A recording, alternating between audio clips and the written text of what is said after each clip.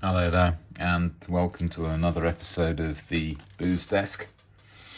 I've been out the country for a short period, and so haven't done any videos for a few weeks. I'm sure that the 2 or 3 people watching this were disappointed. But this week we've got something a bit special. It's the Golden Meister, which is an non-filtered pilsner style beer from DHC, as it says here. So we wouldn't want our beers too much filtered through, would we? And that's how we're going to drink this one. And today we're raising our glasses to a famous actor called Hugh Jackman.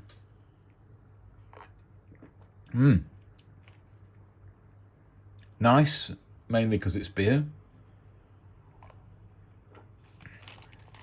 If you hadn't written that it was unfiltered on the can, I'd never have known. It just tastes like a decent lager. Well, it's a pilsner, but, you know, it's a decent one. It's quite sugary and sweet. It is what it is. Doesn't have any birds in it. Apparently it's made with Mount Fuji's water 100%, so that's nice. They've got a gunnery range over there with all the warheads and stuff, so I'm sure it's decent water. And I was thinking to myself, that poor old Hugh Jackman, he's just been through a divorce, and he's had all that skin cancer, hasn't he? And then he's had all those hours of makeup and having all that adamantium metal shoved up him and stuff like that. I guess if he was coming to a Japanese supermarket and he wanted a beer, then this is exactly the one that he'd have. Don't you think? The Golden Meister. I reckon it was something south of 300 yen. So, you know, he'll be able to drink this without breaking his budget too badly. Let's see if it's any different out of the old tin can here. Wow, just about got some beer through that foam there. Let's try again. Well, it's much smoother for a start. You don't get that massive gloying kind of sugariness that I seem to be getting out of the glass. And not as much bubbles. All the bubbles have come up into that head. So, you know, the beer itself, straight out the fridge, nice and cool and smooth, but not too fizzy. And I'm getting a lot more flavour as well. If you told me this stuff was unfiltered, I might believe you. I can see what you mean almost. It's a lot richer than your average pilsner, although you can taste that kind of, you know, pils.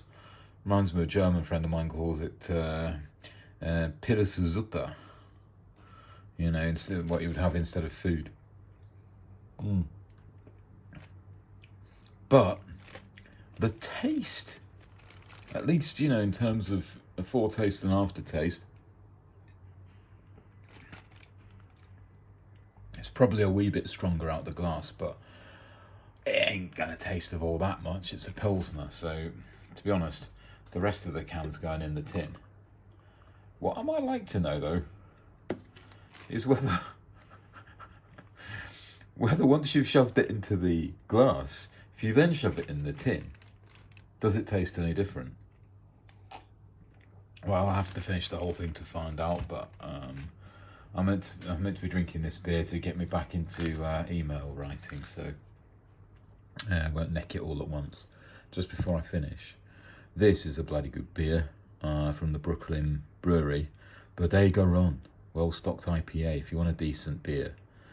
I sent a few of these to my brother, but he claims that IPAs make him, what was the word he used? It's a good adjective for being drunk.